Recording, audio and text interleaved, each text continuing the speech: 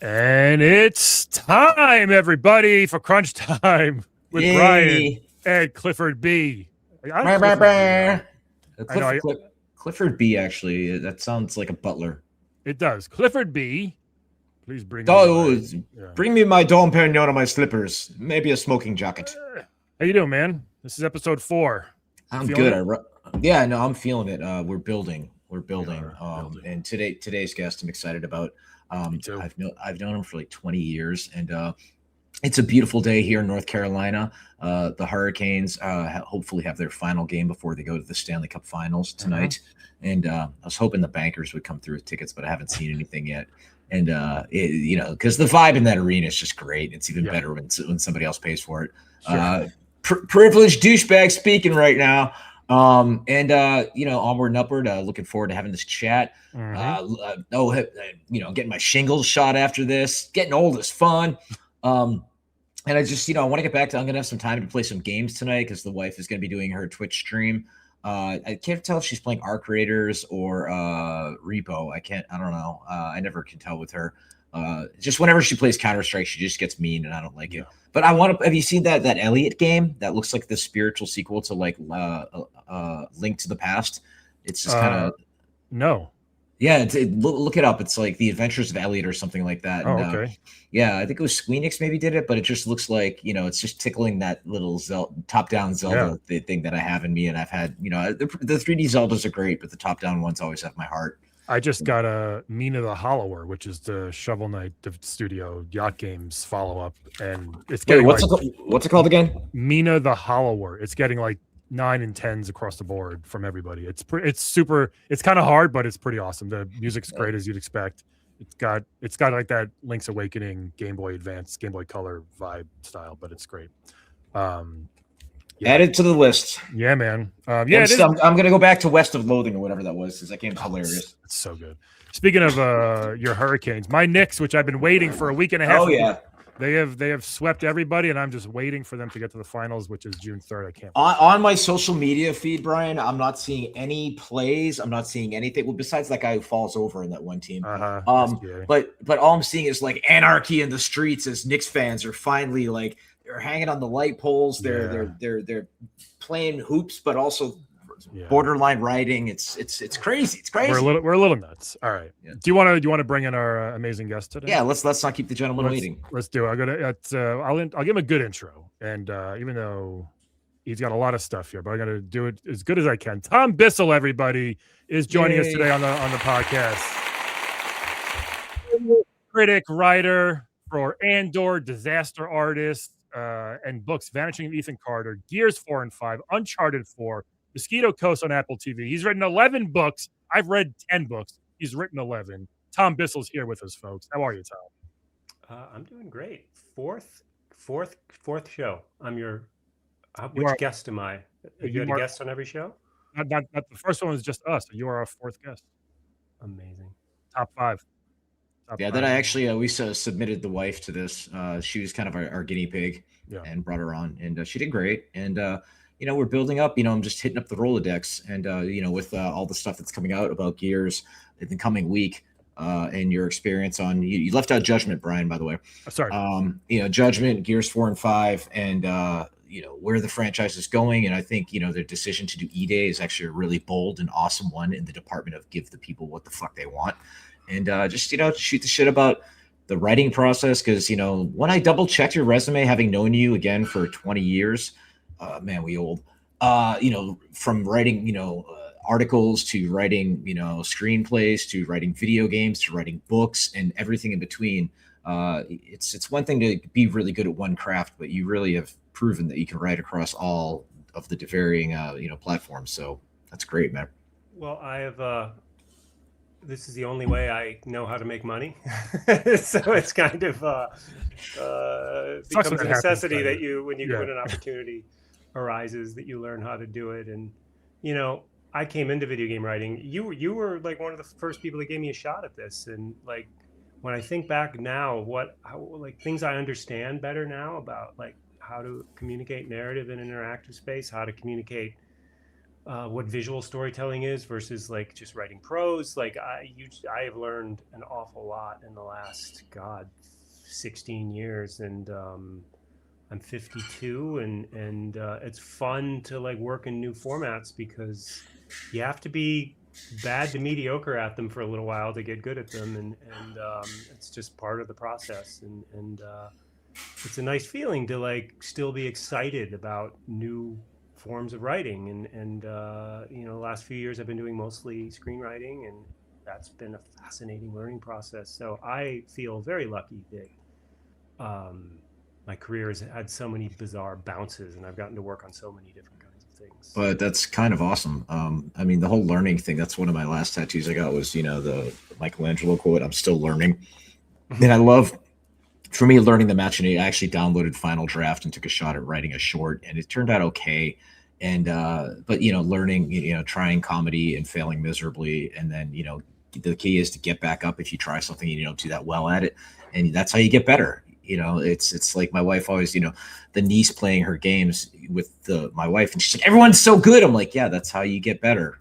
Do you want to hear an interesting story from Absolutely. You've got plenty, man. So when I signed with my agency, one of the first things they do for new people is they send them out to meet some of their other like big shot clients. And I met writer, director, probably you've heard of him. He was very sweet, and we talked, and he just directed a big budget movie. Oh, you're not. Come on, you can name drop here. We're in a safe space. No, I can't because the movie didn't do well. Okay. And he asked me if I had directorial ambitions, and I said no, I'm just a writer. And he said, good. And I said, wait, why? And he said, because he's like, here's the thing. I grew up on movie sets. I sold my first script when I was 23 years old. I stood next to directors directing for 35 years. I thought I understood directing and I thought I understood it. And then I get handed this big budget thing, and it was a miserable failure.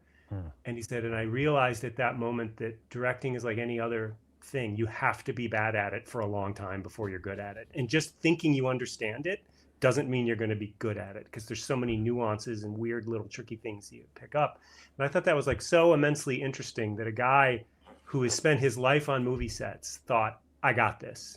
Yeah. And didn't. And he had the wisdom to understand that thinking you understand something is a radically different process from doing it well. That's also everyone on the internet. Yeah. I mean, so many things just in the arts in general is that, I mean, with stand up, and like you think Chris Rock wasn't, people bomb all the time. People that are still great now bomb all the time, but it's just a thing that happens, but you get better and better and better, you know how to handle it more. But early on, it's rough because you're figuring out who you are, what you want to say and how to say and all that stuff. And then, it does take time. Because, I mean, heavy is the head that wears the crown. It's fascinating that, this gentleman that you speak of, and I wish I knew, but, you got to keep it in the circle of trust. Like that he wound up just, okay, they're like, okay, this guy's a good writer, and then just boom, have a ton of money and direct this huge thing. And like, I would be terrified because now, having licking my wounds from the things that I've had my successes and my failures, it's like, if I do something new, it'll be small. And just kind of let's do something little and kind of relearn this, and then build back up. But it's a director once told me that when you're a director, when it comes to the talent of the actors, it's kind of like being a parent, because actors are needy. That's why they act. It's like, oh well, I only get these few lines, and it's like, yeah, but Billy, you get these lines, but you kind of steal the show with them, and you're like the linchpin of this one scene. So oh wow, now I feel really good about doing this scene. And just surrounding yourself with really talented people. That's one of the things a director friend taught me, is have a great director of photography. And what's the saying? Proper planning prevents piss poor performance. If you have everything planned out in a good way, and then you can adjust for when things don't go right, and happy accidents. There's still luck and the roll of the dice involved in all of that. How'd you two be? We were talking before the show real quick. It was in 20 years. There's a New Yorker article, did I hear whispers of? What? Tell us about that real quick. I profiled Cliff for the New Yorker, which if you're a magazine writer, especially a young magazine writer, getting into the New Yorker is like a big career pinnacle, right? And I'd come close to landing stuff with them before, but then a mutual friend of Cliff's and mine named Heather Chaplin Oh, I haven't thought about Champion forever. suggested Cliff as a potential profile subject in the New Yorker. And I played the first Gears game and just absolutely fell in love with it. It just reminded me of all the stuff, all the kind of popcorn movies that I loved, like Predator and Starship Troopers, and it just tapped into that vein of just really horrific excitement, you know. And it was dark and it was moody and it was weird, and I just fell in love with it. And then when Heather recommended him, I thought, well, shit, am I going to get into the New Yorker profiling this? Because Cliff had a very larger than life personality at the time, and it was wild. Like, he was super welcoming, and I got, you know, this is my first time inside a video game studio. I played lots of video games, but seeing the inside of a studio, I mean, I'm going to say now, that experience, Cliff, probably changed my life, because I never probably would have gotten involved in video games to the degree that I have, like on the inside, had it not been for that experience. And you just made game development seem like a lot of fun. And now I know, holy shit, that was the wrong impression. But at the time, it seemed like a really cool thing to do. So that's awesome. I was the duck that's just paddling furiously underneath, and you know, I was partying really hard. But you could do that in your early 30s. And but you know, like, you're like, the game development studio is so exciting. It's just a bunch of dudes just sitting down like this. It's true. And the headphones, like, what do you want? Yeah, the AI is running into the wall. That's impossible. Get the fuck to my computer. Let's have a look, Steve. And then I was doing dual duty. Not only like, okay, here's the vision, here's what I want to do, playing the game. The blood got fucked up. Where'd the blood go, people? And then, okay, now we have you on a press tour, 5 European cities, 5 days, blah, blah, blah. And I was, you know, a fame whore at the time. I wanted to be in every magazine that would have me. I wanted to be known for what I did. I wanted to make great games. I wanted to make money doing it. And the internet loved it, and they also fucking hated it to this day. But so let's go back to the profile. It was very meaty, as all New Yorker profiles are.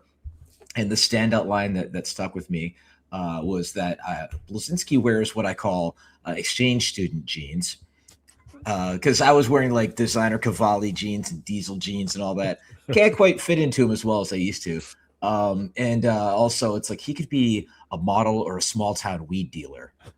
And, you know, saying, because I had my earrings in at the time, and I actually, because of that article, I took the earrings out for years after until I fell in love with Lauren. She's like, I saw the photos of you and your earrings. I missed the earrings. Could you maybe put the earrings back in tonight? I'm like, I'll do okay. Then it's actually a fun fact is that one of the few times I actually did talk to my ex-wife way before even I knew you, Tom. Her sister went to Princeton, and her sister was the big educated one in the family. And apparently her sister was so pissed off that I wound up in her magazine, The New Yorker. And I was just like, and that was a milestone. You're happy to serve your petty intra-family rivalries. Oh, I am petty, but you know, for me to be your gateway drug into, you know, working in the business for better or for worse, yay. You're welcome. I'm sorry. Yeah.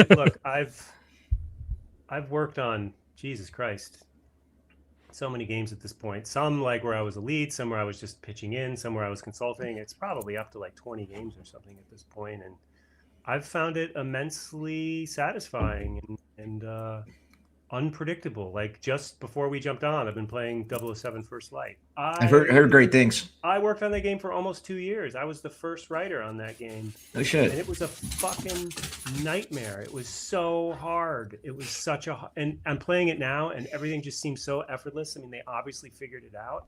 Yeah. And it's just a really interesting reminder of, like, early days on something. You can just be like, this thing is hopeless. This is never going to come together. And then like 7 years later, you're playing this thing and you're just like, this just feels so easy and so effortless. And the level that I was playing last night was our vertical slice that we spent almost 2 years trying to figure out, and we never did. And that's when I left.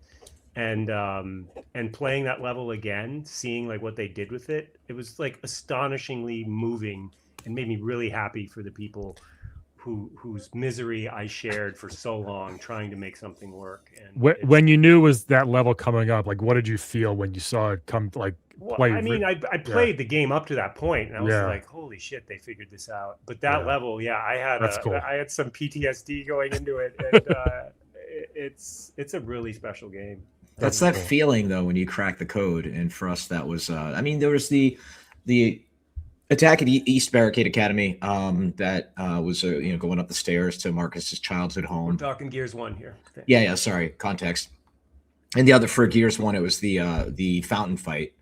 Where the emergence holes are hitting. And I wanted a fucking dog in that sequence, like Terminator, where the dog would actually bark at the emergence holes, but animation was like, whoa, then we have to do 4 legs and we have to figure out the legs planting and all. Like, it's a one-off fucking dog, people. Years later, made a comic book about a dog superhero. But the whole thing you say, Tom, about making it look easy, whenever somebody says that, the number one example these days that pops into my head is that figure skater, Elisa Liu, I think is her name. And I don't even that big into figure skating, but watching her win the gold and like how she just was out there happy and just did this like incredibly difficult bit. And it was just beautiful and amazing. And now she's just like a superstar. But my question for you about Bond, and we'll get back to Gears, is how do you do Bond for this generation? Because, that's the thing is, with, when you had Judi Dench in the movies and, and all of the Bond dynamics. Oh, James, you're incorrigible. Being the womanizer, like how much of that bled through in the game? Like I'm just curious for this new world order of outrage and progressive. Yeah, well, he's apparently too woke nowadays. People hate it. It's like, is that what they're saying? Of course, in the game at all. Like, of course it's not. But people have to. There's a woman in the game. Yeah. It's God forbid there be people of color or women in your games. Exactly. But Bond was a real tricky one. It was me and a few other people. We came up with this idea that we're doing this. We wanted an origin story Bond, and the idea. I don't know. I can't claim credit for this. Maybe this was partially my idea. That the 00 program existed and was shut down for like a decade, and so you come into this world where they're restarting the 00 program, and this young guy, an airman in the British Air Force or British Navy, I think. Royal Air Force or RAF, yeah. Yeah, basically gets into this situation and outperforms and is invited into this like secret. The 00s are starting again. And so we sold it to Barbara Broccoli, then was controlling it with Michael Wilson, the producers who controlled the Bond franchise at the time, Amazon does now. We sold it as the first, because if Daniel Craig was the first post 9/11 Bond, we were calling this like the first post truth Bond, like the Bond in the age of like unstable narrative and like no truth and and so that fake news. Yeah. And so I'm really delighted that original core thing that me and the other people that were coming up with how to contribute to it lasted. That's cool. But here, Cliff, you'll find this interesting. Bond, it turns out, is a design nightmare. Because Luke Skywalker's got a lightsaber, instant gameplay applications. Indiana Jones has a bullwhip, instant gameplay applications. We had so much trouble in the early days on Bond because Bond, he has gadgets, right? But in gameplay terms, all his gadgets are one-offs. So how do you build a gadget base that scales and that expands? And that proved really hard because there's no canonical Bond gadget that he's always using. He's got his Beretta and he's just got his charm. Hard to design a game around charm, right? Bond isn't a set of gameplay mechanics that instantly occur to you. Bond is a mood. And that's what we realized. Bond is just a mood. It's walking into a room and it's all the beautiful women turning to you if you're controlling Bond. And it's being able to talk your way out of situations, and it's being able to like think fast. And I think that the interesting thing with IO, they make the Hitman games, and everyone's like, oh, Bond's a layup for them. It's just Hitman except James Bond. No. 47 can wear a chicken suit. The thing that makes 47, the thing that makes the Hitman games fun is when things just go absolutely wrong and everything fucks up. And 47 is like putting on a pizza guy uniform, and it's kind of silly, but it's also awesome. And we realized, like with Bond can never look dumb. Like that just destroys the illusion, right? And so Bond can't look dumb and he can't be a straight up killer. Holy cow, are those hard guardrails to design gameplay around? Yeah, because the footage I saw, he was just totally murking an entire room with his Beretta. Well, so there's situations in the game when people express an intent to kill you, suddenly license to kill comes across the screen and you can start firing. Do they literally do the whole? Do they play the stinger? Yeah, they do. And of course, and my God, it didn't occur to us when the group of people that when we were initially working on the game, like what a brilliant fucking idea. It's like so simple. And gamers so are like, simple. Finally. Yeah, so simple, and yet it never occurred to us. So I am massively impressed with what they've done with that game. That's cool. That's cool. It's really delighting. I'm sold. I got to get that next. Yeah. The thing about the gizmos and the devices, they were basically plot devices. You know, it's like, oh, now you need this thing to, on your watch to knock somebody out or something, and then now you can go to Morocco. Fine, cool. But the charisma thing I found interesting, especially for you as a writer, to make that difficult because it's kind of an RPG trope of like, that literally was the category charisma. When I was younger, I was like, "The fuck is that? I want all my armor. Get out of here." And the silver tongue, the ability to talk your way into, a speakeasy or whatever Bond is up to. The dialogue trees, which would be a nightmare, of course, to work on. But it's just interesting you mentioned that was a challenge. I mean, it sounds like you overcame it because the reviews are fantastic. I did not work on the version of the game that exists. Like, well, whomever did it well. They did an incredible job. Does that mean we won't see a MacGyver or a MacGruber game anytime soon? Because it's hard to. I would play the shit out of that. One time game would be really fun, like a one-off gadgets, like Bond or Hitman, except even more overtly comedic. Yeah, that would be great. Be awesome. Cliff, do you want to go into some gear stuff or just regular game stuff right now? I know you have. No, I mean, the gear stuff. It's the the elephant in the room right now. Let's have people waiting. Here's the one thing I wanted to rant about for a second. And we were talking about this on text the other day. When you will put up a post, you'll either say a very harmless question, Cliff, or this one, yeah, or you'll retweet something. And so there was some guy the other day. I saw that tweet before you actually screenshot it. It said, this one guy was just like, Fortnite's dead, Call of Duty's dead, NBA 2K is dead, Arc Riders is dead, video games are dead. There's no games anymore. And I want to be like, what the fuck? Where do you live? What are you talking about? There's 20 to 50 new games a week, if not more, that get released. Like if you only play 3 or 4 or 1 free-to-play game, I can see how you'd be pretty mad and that would get pretty boring. But like, holy shit, man, there's so many games out now. And the fact that people are just like, first of all those games I mentioned all sell millions and millions of copies, make millions of dollars. People buy them constantly. And there are so many people complaining how gaming is dead right now. And it's like, what are you talking about? Like, go play an indie. Go play a game that doesn't have $1 billion marketing budget. Like, there's so many things you could play. And I don't know why people just are focused on 1 or 2 games and think that's all of gaming. Well, they're only looking at one silo, mind you. They're only looking at the public Steam stats. And they're not seeing the other stats in the other platforms. And most games that are released these days are pretty much on everything. And the thing is, it's not cool to like anything these in this day and age. And players often find their one silo. I play Apex, I play Counter-Strike, whatever. And then what you add in the social media fact that people will say anything on any platform just to get a rise out of people. And then like I have an okay engagement on my Twitter, not calling it X, sorry. And it's like, you got $40 this month. I'm like, yay. But then some people out there are like, ooh, I can say something like, a girl's like, guys, by the time you're 22, if you're still playing video games, I'm not going to date you. And then the ratio is just like, and she's just like, ha ha, motherfuckers. Yeah. And that's the world in which she lives. Speaking of the post-truth world, right? Am I right? Am I wrong, Tom? I'm someone who I have not a single social media account. And you're gonna outlive all of us. It's amazing. Not something I do. It's not something I'm interested in. I've avoided it my whole life. And Brian and I were talking about this briefly beforehand. I was immensely fortunate to sort of have my career going before all this shit happened, so I never really needed it. I realize now, being a creative in anything, like coming up without this stuff as an arrow in your quiver makes a hard thing even harder. But for me, like, I see nothing but posturing, disinformation, lies, and That's only 90% of it. It's only 90% of it. No, the last 10% is AI.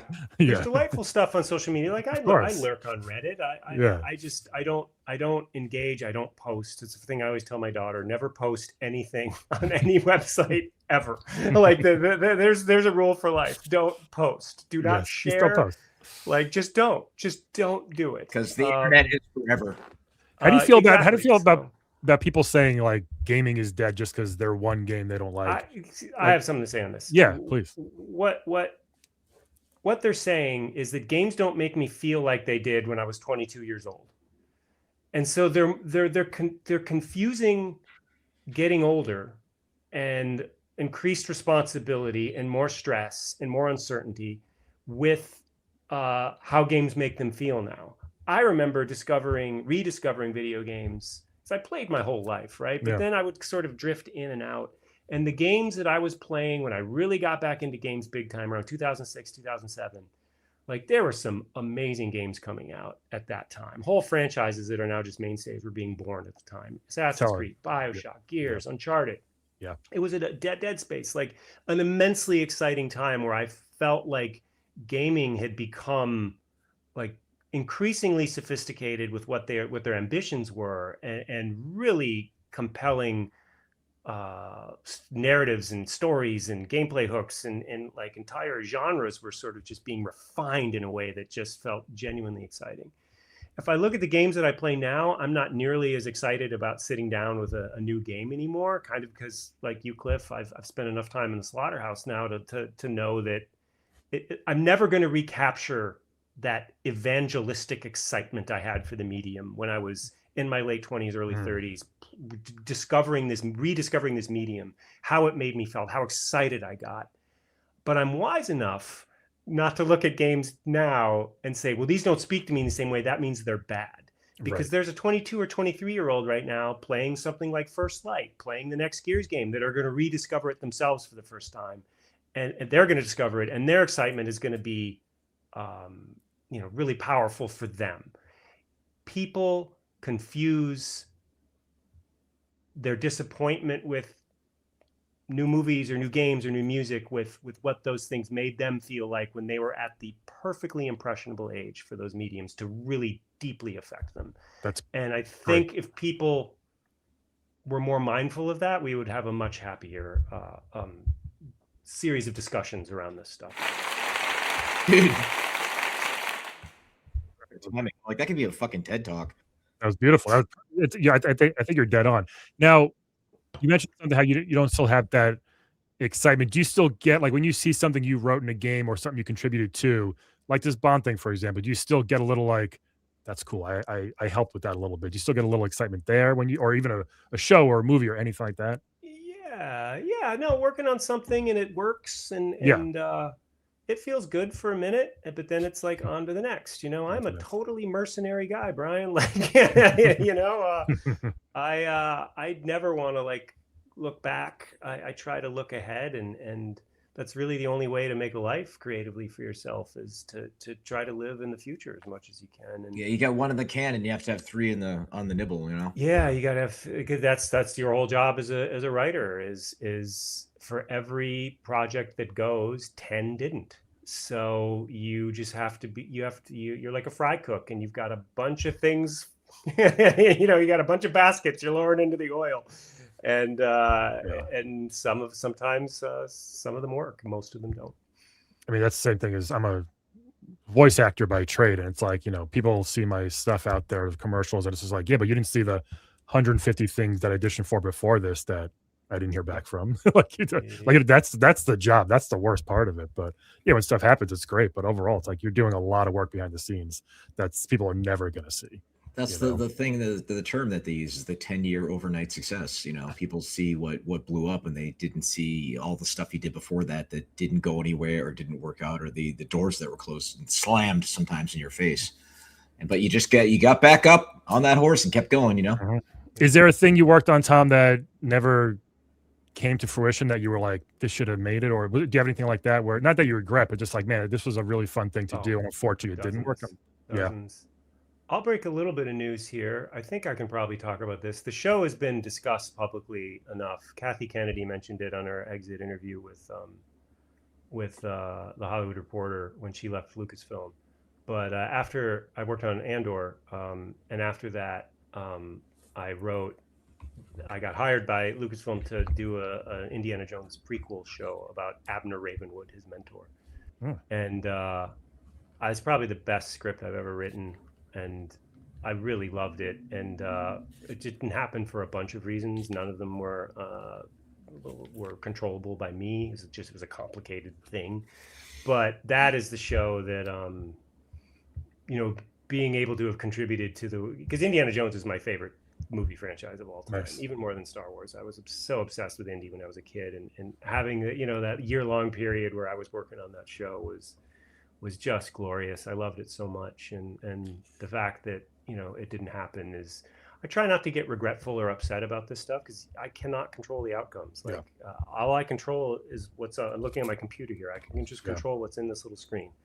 And then I send it off and I hope for the best. It's got to be hard though to separate that because you like something, it's an IP that you love and you pour your heart into it, and then if it doesn't go, you're just like, oh, okay. It was a tough one. It was a tough one. It was really tough, and maybe someday that'll get revived. I hope so, but that was a project that meant an immense amount to me. You said it was one of the best things you've written. Do you think because your excitement and your love for the character itself was a reason why you did you go into it hard, or you just did you just get in a zone because you know the franchise so well, or why do you think it was so good? Question. In my other life, I'm a travel writer, right? And I'm really obsessed with history and archaeology, and I love going to remote places. And that's all the shit Indiana Jones does. He loves history and he loves going places, and so it just, for me, it was just a really beautiful meld of what I like in real life transposed into a fictional universe I adore. That's cool. I just felt like I was firing on all cylinders. So that's cool. Sometimes you get in a zone, that's one of the best feelings. This is really good. I love this. Yeah. We've all been there. Yeah. So that's one that was a drag. What else? Oh God, I've been up for a bunch of stuff I didn't get. Game wise, I'm trying to think of did I ever work on a game that was canceled that didn't deserve it? Probably not. Probably deserved it eventually. Yeah. Yeah, because I think I've been on games that got canceled that if you're working on something for a year and a half, 2 years, and things are not clicking at all, that's a sign of a deeper issue. Yeah. Do you mean not clicking writing wise, programming wise, the team? What's not clicking? It's all the same thing. It's all the same thing. Just if just everyone's not on the same, if they're not making the same thing, and there's just constant debates about who's really pulling the train here, too many fucking cooks. No, but collaborative art, the whole point of collaborative art is working together and giving a little and conceding here and holding firm here. That's the art that I've learned probably best over the last 16 years, is just how to be an effective collaborator. And how I put it is being really diligent but also flexible. Because being diligent and being firm shows that you respect your own work, but being flexible shows that you respect other people's work. And doing that, I think, makes for a good collaborator. And the other big collaborating thing I learned is try to see the best version of other people's ideas and not the worst version. And I know I'm dealing with a non-good collaborator when I pitch something and they instantly pitch back to me the worst possible version of it. And you're like, yes, because that's how I want to do it. I want to do the dumb, idiotic version of what I do. They do the pattern match dismissal of something that tried something similar and failed. Oh, like that one movie that came out in 19... Get the fuck out of here, Jared. Yeah. Well, Jared is really catching a lot of strays here. But so the thing I'm probably proudest of as a book writer, who are people who are fanatically controlling about, because it's a book. You're writing a book. Cliffy wrote a book. You're working with yourself and your editor, and it's a very small number of people, and ultimately you're the final shot caller when it's a book. When you're working on a TV show or a video game, and you're an inflexible, my way or the highway kind of person, you might do well, but nobody's going to want to work with you again. And you're going to have a needlessly like punishing experience. Collaborative art is about learning how to work with other people. It's the thing I like most about it, because I can go back to my book writing and just be a little controlling fiend and do what I want. So I think the thing that has saved me in screenwriting and in video game writing has been, I have this other outlet where I can be like the purest, most controlling version of my creative self. But when I'm going to work with other people, I'm up for anything, man. Like, you tell me how you can go home to that, like, yeah. And I always I tell creative directors, like, this is your vision. I'm going to do the best version of your vision I know how to do, right? That's what my job is on a video game. So I'm trying to fulfill the vision of my boss as best as I possibly can. And do we argue sometimes? Of course we do. Do I lose fights? Yes. Do I win some? Very occasionally. But that is part of the like sociological game of it that weirdly I've always really enjoyed. Sometimes it's frustrating, but I genuinely enjoy working with other people. We are getting some nuggets here today, everybody. I love it. There's a lot of good stuff in there. You're right. I mean, people have a hard time working with other people, but it's like if you're that way, then like you said, it's not gonna, yeah. It's not gonna, this isn't for you. It's not the thing. Well, I mean, that whole thing about like, here's your idea, you know, how can I help you make it better? As opposed to, well, now I have my own idea about this. And it's like, well, there's such a fine line there. And like when you start vibing with somebody, and it's like, oh, so I want to do this creature. And then here's the attack pattern. And okay, well, what's it going to look like? And you get that really good rhythm. And that's what gets me out of bed really early these days. And that's what I enjoy. You know, that whole, like, you know, when the whole like time came where, you know, Tencent put a bunch of money in Epic, and I'm like, shit, I no longer have to argue with programmers about creative decisions anymore. Sweet, get me the fuck out of here. I'm remarried and happy now. Fuck you guys. Nice. I was telling him before, there's so many people responded to your post, Cliff, about any questions for Tom about Gears. Do you want to jump into a couple of those? I wrote down, I curated some of the good ones. Oh God, sure. And some of the ridiculous ones. Well, I want to tell. Okay, you talk to Cliff about stuff that I don't think has ever been disclosed. Yeah, I'd rather do that. Let's go for it. Yeah. Has it ever been revealed that the original plan for Gears 4, when it was still at Epic, was to go first person? Like, that's never come out. Yeah, I may have mentioned it. Yeah, it was codenamed Pearl. Yeah, and Pearl, this is exactly. Yeah, games as service was becoming a thing, and I was using it's like, you know, the first part of the game that's released, the first Pearl, and then the subsequent ones are coming. Yep. And I wanted to, you know, chainsaw somebody in first person, and I thought, in hindsight, that would have been better for like a spinoff, you know, as opposed to, you know, like doing cover in first person, also incredibly difficult. Very hard. Yeah. And there's a lot of stuff that you know, if you had the time lapse where it's years later, and then the gears have, like, you know, the ability to see through walls and night vision and you know, things they can throw, drones they can throw up in the air to spot enemies or take them out, all sorts of fun little gizmos there, which are more than one-offs than James Bond, by the way. And you know, that was the idea, but you know, like, you know, so many people left, like Lee Perry left and Rod left, and it was like I didn't feel like I had my Beatles anymore. You know, I felt like, and I'm only as good as the people that I surround myself. Going back to talking about a good collab, as the kids say, and for like 75% of my ideas, Rod would support them and be like, that's great, let's go with it. You know, same thing with the team. And then, you know, the times they'd shoot me down, I lost my share of battles, like the dog thing I mentioned earlier. But you know, wanted to play with first person, and but that actually kind of negates the whole point of Gears being the third person cover shooter, and that kind of died on the vine. And then, you know, the ideas for Gears 4, there's this, you know, the idea that, you know, when it's a new Gears game, you don't want to be fighting the Locust immediately. Like, let's wait. And, you know, this idea of these kind of over parental cities came in that Rob Otten was working on it at the time, if I recall, with you, collabing with you. Mm-hmm. And this idea of these, you know, cities there, you know, you're safe here. Everything's bad and scary on the outside. And then, you know, the idea of DBs and these robots. Yeah, a lot of that stuff stuck, didn't it? That's funny. Like, a lot of the stuff from that version. Like, well, you did this. We were in one of those, like, you know, big war room meetings, and you had written down this like half page, like, you know, they come at night, mostly kind of monologues, and you could hear a pin drop when you finished that monologue, and it was just like everyone's like, yeah, no, I think that's where we go. And it was a really, really great moment. I have no memory of this. Yeah, well, I remember you had that like college professor who can really control the room kind of vibe that day. And then, the robots came out and gamers were like, we don't want these goddamn robots. And then like years later, Pragmata comes out and the main enemies are all robots and people loved it, but that's neither here nor there. But we were so hung up on the idea that if we're going to do a new Gears, that we didn't want the Gears killing humans. And that was such a sticking point. And, we got these arguments. Well, if they come at me, kind of like the whole license to kill thing, if they're coming at me and shoot me, I'm going to shoot the motherfuckers. Like, big deal.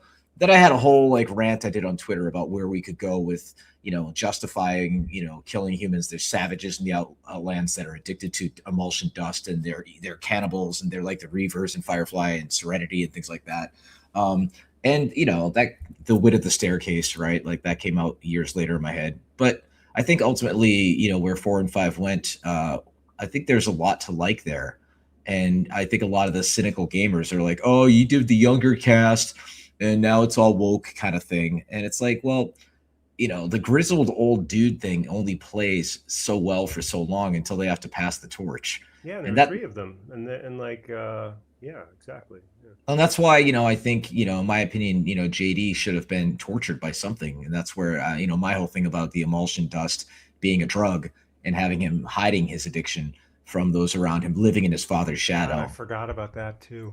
Yeah, it could have been really compelling. And, he starts feeling those urges to like the cannibals have and things like that. And, he overcomes, his father's shadow and his addiction and things like that as a kind of a subplot. And, but robots. So, and where the swarm went, I think, I mean, not to insult everyone's hard work, but I played a bit of 4 and 5. I can't really call out any distinct, swarm enemy that I fought against. They all just kind of looked like kind of these blobby versions of the Locust. And maybe I should have played it longer. I don't know. But I still, my whole pitch to Rod was the Locust should have had wings. I think they should, when they were in hibernation, they should have emerged as full on, like they were in a cocoon and now they're evil, deadly butterflies. But that one got pushed back against a lot. Wow. Before they came from below, now they come from above. Yeah. Yeah. God, that's all ringing bells. Yeah, wild. Well, I mean, the idea that, you're on raised platforms and then, they fly up, they land, and then they're coming at you, using their wings as like limbs and stabbing people with them. And then when you damage them, they start to fly away and you're seeing your shots through their wings, you're getting that kind of subdermal lighting. And then, they start crashing down when you damage them. They're retreating and things like that. And, the possibilities there I thought were really interesting. But you know what? Yeah, the animation and the AI burden would have been probably pretty big for that. Yeah, we had a flying enemy at Gears 5 at one point, and man, did they try hard to make it work. And it never felt good fighting them, just because of the way Gears is set up. It's very much a plane shooter, and when you had to like go up for something other than like a one hit kind of kill, like a nemesis or something like that, yeah. or it started to feel really funky. I would have just made it part of the combat pattern, where they're in cover, then they fly up, wings, zip to a new cover location, bomb, zip back down. And that's your window to, right?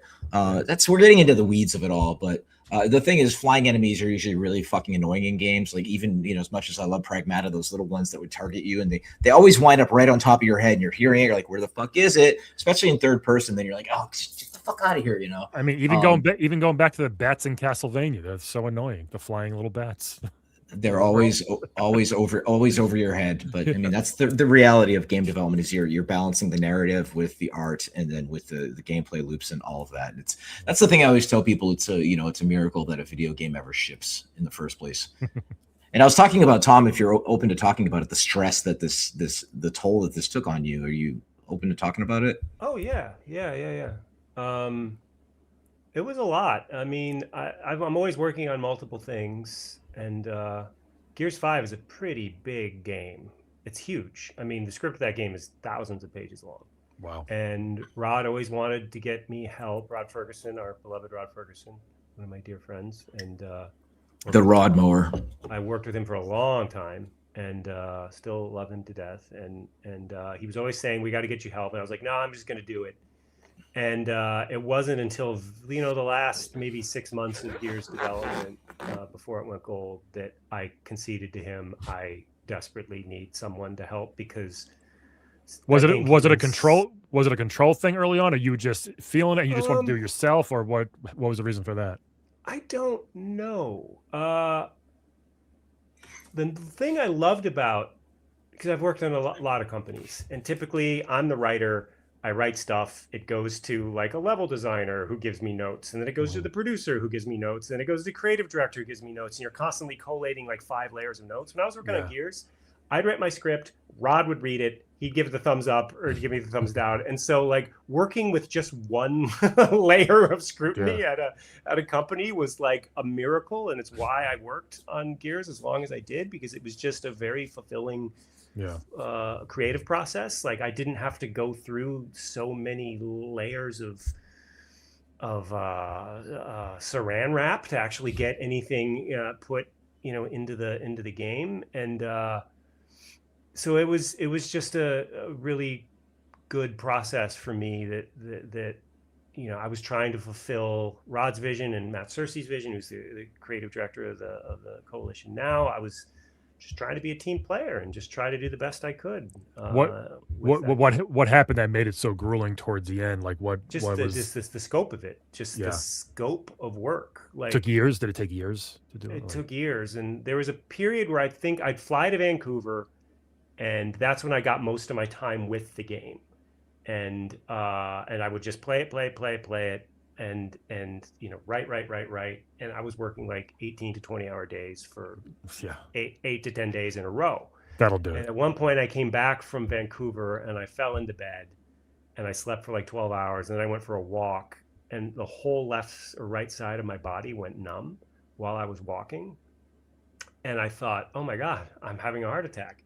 I'm too young to have a heart attack. And then I realized, A, I'm not. And B, I just put my body through like an insane level of stress. Yeah. And suddenly I'm in Cedars-Sinai Hospital, like thinking I'm having a heart attack. I wasn't. I was dehydrated, and they thought I was having a panic attack, but I didn't feel like that. I think I was just a wreck. Yeah. So after that experience, Rod insisted that we bring someone in to help me over the finish line, and that person, his name is Taylor Clark. He was the writer on Gears Tactics. He's now he's doing great. He's working for Gearbox, and he's doing a game there, and he's just a wonderful dude, and he saved my bacon on Gears. Yeah. Now, you said you'd play the game, then you go back and write. Was it like vice versa? Like, did you write stuff and then they would make it, or did they make it and then you would write, or was it kind of like both of those things? Like, how does it work on these big games like that? Here's what you do. Yeah. You come up, it's like a little bit of a story summit. Cliff, you've been in enough of these. It's you, it's a bunch of people, it's a writer, it's a level designer, it's an artist, it's a producer, it's a creative director. It's like the director level people, the lead level people. And you sit in a room for a week and you bash out something. Then I, the writer, go off and I come up with a treatment. And then that treatment gets distributed to people who start thinking about, well, what do levels look like with this story structure? And what are some cinematics we know we're going to have? Like, based on this treatment, what are some story moments we know we need? And then I would go off and write versions of those story moments. And then sometimes you would shoot those. You'd get temp actors, or maybe you'd even get real actors. And you just do a couple of those and you throw it over to the cinematics team, and they'll start because you're just trying to establish your pipelines, right? You're just trying to figure out like who's going to do what, how efficiently do people work together. So you get that. You get some roughed out ideas for levels. You shoot a couple rough cinematic scenes, and then people start coming in and like figuring out, well, what if this goes here and this goes here? Game stories never resemble that first treatment, It's always just so radically different. And my favorite thing on any game is to go back and read our original documentation for what we were planning to do, like after the and just remind yourself, oh, this game was like going to be something radically different. Yeah. And it's just a process of like figuring it out as you go. And this differs from TV and movie writing, because when I write a script, you're hiring people and casting people based on a complete script. So everyone's coming into the process saying, oh, this is what we're making? Got it. Games, you're writing them as you go. So you're playing paintball with cheetahs, you know, because everything is moving so fast, and scenes that you wrote that were like totally workable in one sense, suddenly all the level that was going to need to get you to that moment has now been cut, and you're like, well, what the fuck do we do now? So you're just constantly moving pieces around. Game stories, I used to shit on them a lot. Now that I know how hard they are to make and why they struggle and why they're often very awkward, is because you're up against all these ridiculous production constraints. And everyone's like, well, they should make games different. Guess what? They've tried. This is literally the best way to make them. Yeah, nobody would have chosen this way if it wasn't most of the time the best way to make them. I want to play cheetah paintball in VR now. Yeah. I think that should be our next game, guys. Cheetah paintball. Well, let's do some Gears questions. I'm curious. Okay. The ones we're not going to ask is obviously, you know, like, why is Gears 5 so gay? Will 6 not be as gay? That was what somebody asked. I tried to make it as gay as possible. So... I feel like that's like a Jiminy Glick question. I was always why is Gears 5 so gay? I really wanted Gears to end with Marcus and Dom just like just going maximum gay, because as a professional woke writer, because I think everything about me screams wokeness and real question. Yeah. And by the way, people, if you're listening, you had a million questions. I narrowed it down. We're not gonna be able to answer them all, but if your question's in here, great. People did it, and you sort of mentioned before, why did you abandon Marcus? He's like the Mario. Were there plans to kill him off? But you mentioned like the old gruffy guy only lasts for so long. You had to kind of bring in a new character. I understand that, but any other thoughts to why the switch? Like, I'm going to go to bat for Old Man Marcus. I think Old Man Marcus is the most interesting Marcus. And I'm not just saying that because, you know, I worked on Old Man Marcus, but I think that, like, should he have been controllable? Maybe. I don't know. That was the call we made. Was it the right call? Possibly not. But, like, I think the places, especially John's voice as Old Man Marcus, John DiMaggio's voice is so rich and good and interesting. I loved writing Old Man Marcus, and I grew up with fucking tomatoes. I grew up with a PTSD affected Marine father who was all fucked up from the war in Vietnam, and so a lot of that, you know, went into my old version of the Old Man Marcus, and John, of course, made it his own, and the animators make it their own, but we're all contributing to trying to create a character that is memorable. And I think we just moved away from him because they're like, well, the dude just had 3 big smash hit games. Let's try to do something new. And that was all it was. It was just trying to like satisfy old Gears fans and bring in and try to create new fans along the way. I mean, which is always easy. Yeah. On a similar plane, of the stuff that you added to the Gears franchise, what are you most proud of? Like on top of what Cliff did, like kind of you taking over the writing part or whatever. Like what are you most proud of that you added to it? Like the thing I always loved about Gears is that the COG is like it's a fascist government. Like none of the characters are aware of that, right? What's that like? They wouldn't call it a fascist government because they don't have the word for it, right? But in any other game fiction, the COG would be the bad guys. But in the Gears world, just by virtue of the Locust being so fucking horrific, the COG are the good guys. And I really like playing with that element of the kind of soft, I would call it the soft fascism of the COG world. And seeing how all the different characters respond to it. Like Marcus has no truck for it. He doesn't like it. And he gets special dispensation. He's like a respected dissident in the Gears in the post Epic Gears games. And I always kind of liked that complication of this guy fighting for a government he detests because he knows the alternative is like a million times worse. And that tension in those games, how surfaced it is, I don't know, but it was certainly something I tried to surface and tried to make dramatically legible. And I liked that dynamic of just seeing the COGs, as I keep calling it, the soft fascism of the COGs sort of brought to full flower in those new games. I thought that was, I thought it was compelling. I liked it. Was it, there's a good question here. Was it difficult to continue the franchise without the original team, without Cliff, while trying to create something new, something that was your own? Was it hard to kind of blend those and sort of continue the storyline of the plot? Everyone at the Coalition was immensely respectful of the work Epic had done. like reverent toward the work Epic had done. I certainly was. Like just on a gameplay level and just on a like world building level. We tried to treat the original stuff with respect and reverence at every opportunity, and I think the one old time Gears head we had was Greg Mitchell, the wonderful great Greg Mitchell. Yeah, Greg's a great guy. The cinematics director. I adore Greg, and he Greg, yeah. Go ahead. Greg submitted a question. You ready? Oh my God, Greg Mitchell, say hello. Yeah. He said, "Ask him what it was like working with that asshole Greg Mitchell. Actually, just tell him to call me." I was just going to say, Greg Mitchell is one of the best cinematics directors I've ever worked with. Give him a call. That guy made scenes better than they were consistently. And early in Greg's and my relationship, he would come to me like, I kind of want to change this for blocking. And he'd be very apologetic about it. And because I was young and dumb, and I'd be like, well, you can't change that. And then as we worked together more, we just developed this way of working together where he would know when to ask me and when not to. And he would just change stuff because he knew it would make it better. And it's so great when you work with someone that you develop an intuition with, where they're like, okay, I'm going to change this. And he's not going to mind that. But this thing might bug him. So I'm going to ask him about that. And then we would just come to like really fun compromises. I love to death working with that guy. And Greg, you call me, goddammit, you have my number too. There you go. Greg would introduce himself as, people would be like, what do you do in the game? He's like, I do all the parts that you skip. And it's like, we go to YouTube once in a while. We look up the Maria death and the Dom death, and we made people cry with all that. So. Were there any unused storylines from Gears 3 that were or weren't used in Gears 4, or stuff like left over, or was it all just clean slate type of stuff? I don't remember. Yeah.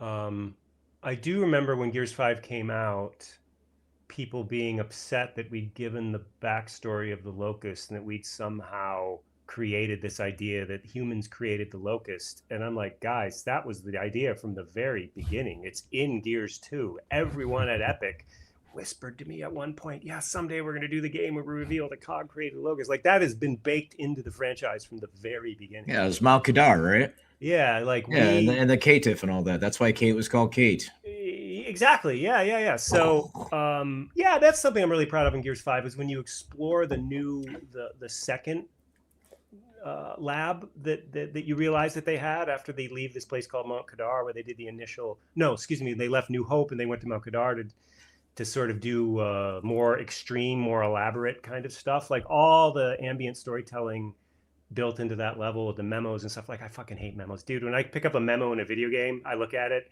even ones that I've written or my friends have written, I'm like, nope, not reading that. But the memos in that sequence in Gears 5, where we sort of tell the story of this lab, I was immensely happy with. I think it turned out really well, and I was very gratified to just the amount of lore people dug for. And the Gears wiki, I thought was really gratifying and satisfying.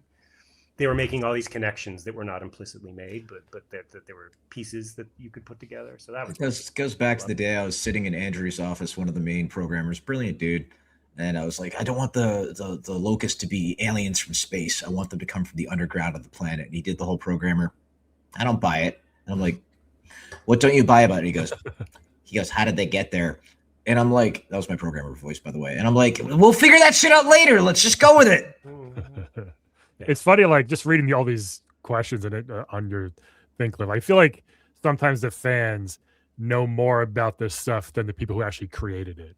Oh, and 100%. I think that shows a lot of love 100%. for it. It shows how good of a thing it actually is. Like, people are nuts about like some of these things. Yeah. So Lawrence Kasdan wrote 3 Star Wars movies, right? Mm-hmm. He wrote Empire Strikes Back, Return of the Jedi, and The Force Awakens. Do you think Lawrence Kasdan has ever delved into the extended universe or read any of the Star Wars novels? No, he has not. I promise you he has not. I love and respect the hell out of Karen Travis, but I haven't read any Gears novels at all. It's because it's like it's too much. Like, and that's the thing is, you don't want to drown in your own IP and fiction. Like, you got to have that. You're smelling your own farts at a certain point. Exactly, and then audiences can feel and smell that themselves. You know, and it only smells good to you. Yeah. We'll do 2 more kind of. One is just there's a bunch. I was trying to combine them all. The choice in Gears 5. People like, how can you make a 6? What's canon? You made us choose. Why'd you make us choose? Any response or thoughts about that whole That whole thing that people seem pissed off and happy and whatever about. Yeah, like stupid. That stupid. was a swing.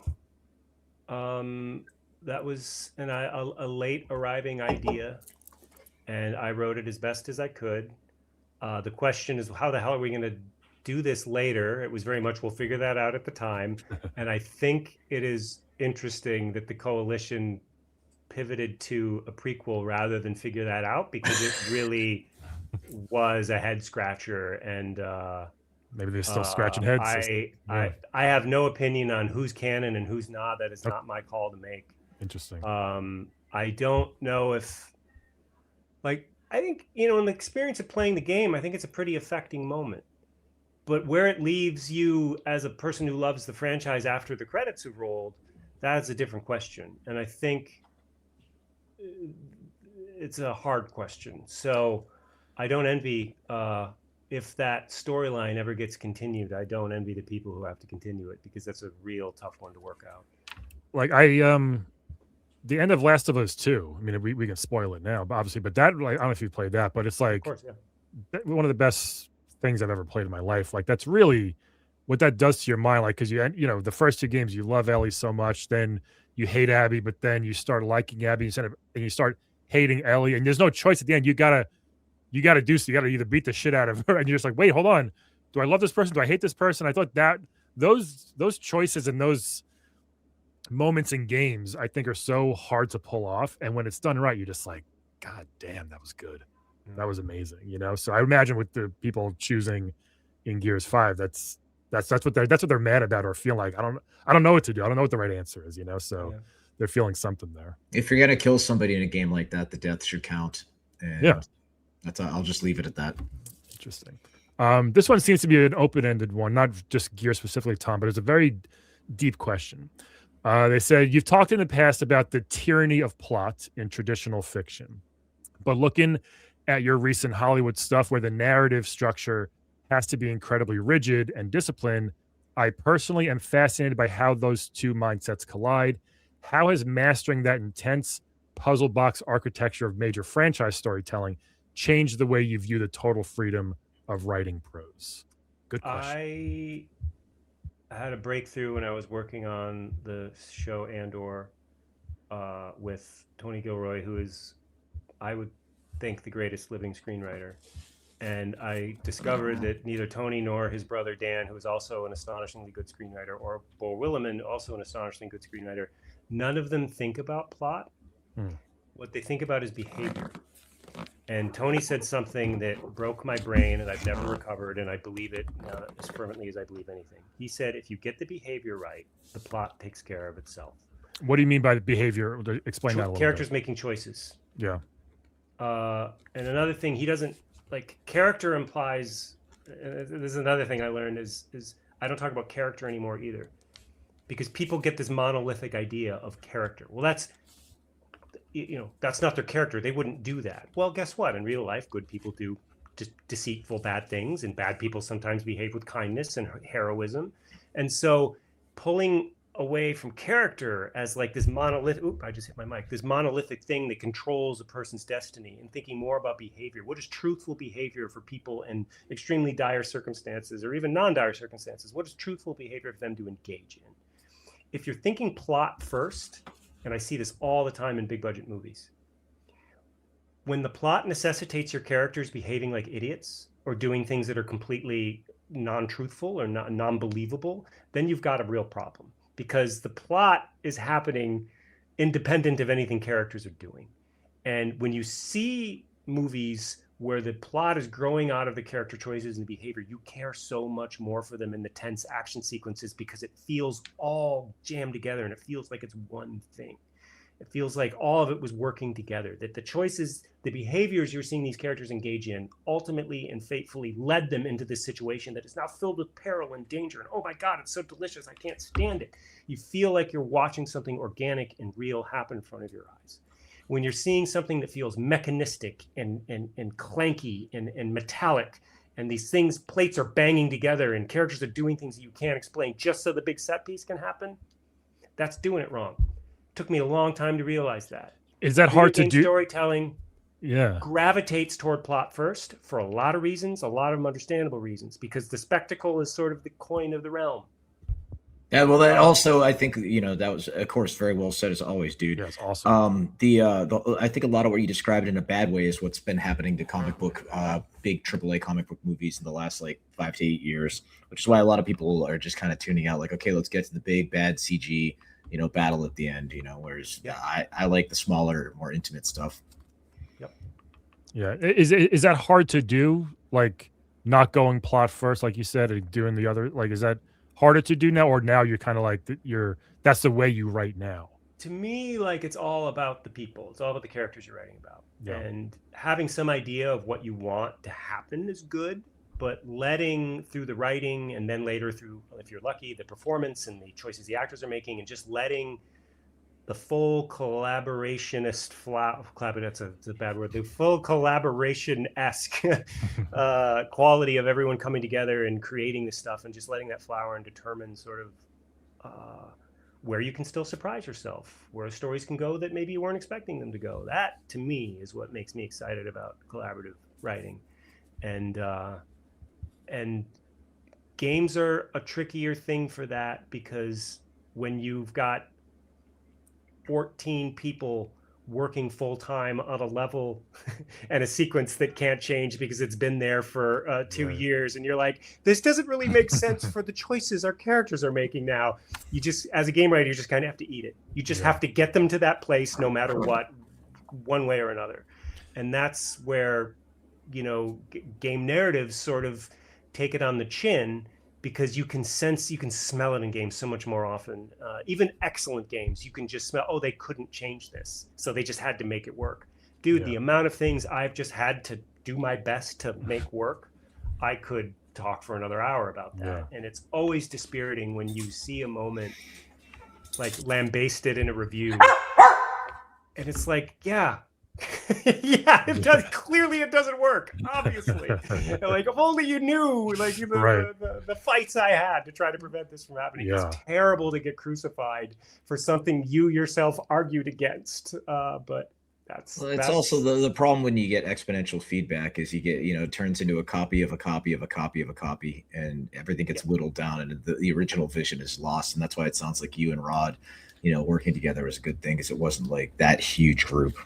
Yeah, like our screenplay is going to be great. We have 12 screenwriters on it. Sure. Yeah.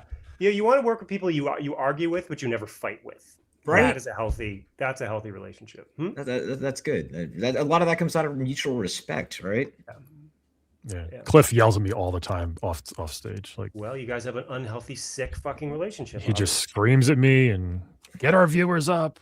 Make the clip. Can I say one thing about the next Gears game? Because I'm still, I hope, on very good terms with people at the Coalition. I am so excited about it, and I'm dying to play it.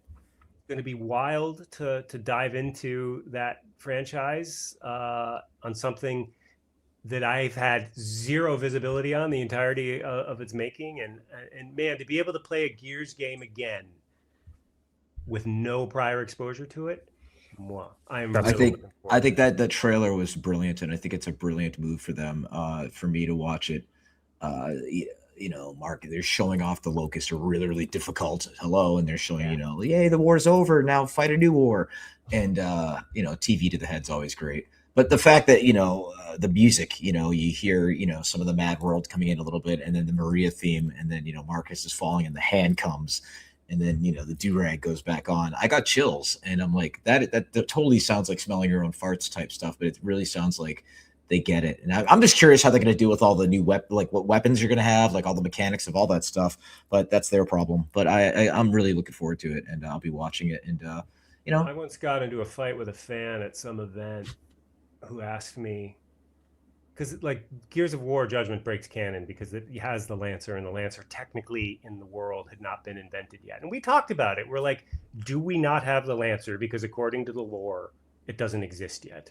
And every person sitting at that table was, we're going to release a Gears of War game without its most famous fucking weapon? No, idiot, we're not doing that. And, like, It's like a Star Wars movie without a fucking lightsaber in it. Well, that was like that Nicolas Cage Superman. Like, no, I don't want the cape, and I don't want him to fly. You're like, what are we doing? What are we doing, guys? He's just a reporter in this version, okay? That's all he's doing. I told this fan who was complaining about breaking the lore, I'm like, so just so we're clear, you'd rather not have one of the greatest weapons in the history of video games in this Gears of War game. You'd rather not have it. What would have been a fun angle though is to do like the prototype. Here's all the prototype ones that you can chainsaw one guy and then it breaks. That's what we were gonna do that, Cliff. That was that. We just didn't have the. It's got like 3 teeth, and there's this scene where he goes to chainsaw, and the locust is like, "What?" And he punches him like that kind of shit. He's gonna plug it in. It's like, hold on. Yeah, it's not charging. Give me a minute, okay? It's a prototype. Hold on a second. And it's the wrong charger. I think I said to this fan, you're aware that none of this stuff really happened, right? Yeah, but that this isn't real history. That it's just all made up to serve the experience. It's still real to me, damn it! It's like that wrestling clip. It matters to them, and the story that I always love to tell is I was at Comic-Con doing signing whatever shit I did, and this older woman comes up and she's like crying, handing me Gears stuff, saying Gears saved my life, and then I start crying and I like, do you want a hug? Like, and I signed all her stuff and like. We all like to eat and pay our bills, but that fandom, as frustrating as it can be, it's worth its weight in gold. No, any fandom is filled with beauty and love and insanity and insanity is a good way of putting it. I'll drop another Tony Gilroyism here that has been very helpful for me. Working on Andor, Star Wars, a franchise that big part of my life and getting to work on it and. He said something about people coming in to work on the show who had this big reverence for Star Wars. He said, it's really beautiful, but it's not always useful. And I think because people would play the costume. Actors would play the costume. They wouldn't play the person. And you get that Star Wars stuff on you and suddenly you're in Star Wars and you're playing the costume. And the first thing he told me when I went off to write my scripts on that show was forget it, Star Wars. And what he meant was don't be too reverent. Remember we're telling our story and the show is shot through with all this reverence for Star Wars, but it doesn't feel like it exists to perpetuate the brand. And I wonder if that's why it's loved so much, because people say even if you don't like Star Wars, you'll like this. I wonder if that's why. You guys just nailed that part of it. Where it's the Andor that I watched showed the Empire as being just dicks in a good way. Yeah, no, they're for the first time they're real human beings on the Empire, and they're making behavior. They're making interesting choices based on who they think they are and what they want, and that's the whole ball game for effective drama. That's great, man. I mean, that was awesome stuff. I'm actually hitting a hard stop here. Unfortunately, I could hear Tom talk all day long. Yeah, me too. That was so good. We'll have to have you back one day when Gears isn't so gay. We'll have you come back. And full circle. Getting less gay. Yes, by the hour. So, is there anything? Sorry. Go for it. No, I was just going to say I don't even view that word as an insult. So I reject the parameters of lobbing that as an insult. So for regular people, it's not. It's just these incels online. Is there anything coming up that we will be able to see your work in that we should keep an eye out for? Yeah, a game I've been working on and off for a couple of years is getting its premiere trailer in a couple weeks. Can't mention what it is. And I have no social media to proclaim I was attached to it when it does come out. So can you send me a text when it's live so I can plug it? Email us. Yeah, email us. I got a piece coming out in Playboy in July. Fun.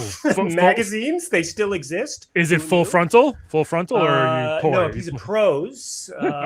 Playboy magazine does publish very good prose. And what else do I got working on? It's just a bunch of stuff that is in early days. So awesome. Yeah, awesome. So don't follow him. Yeah, don't follow me. You can't follow me. Can't anyway. Beautiful world. Beautiful life Ethan to live. Hunt of video games. I was gonna say Kaiser Soze.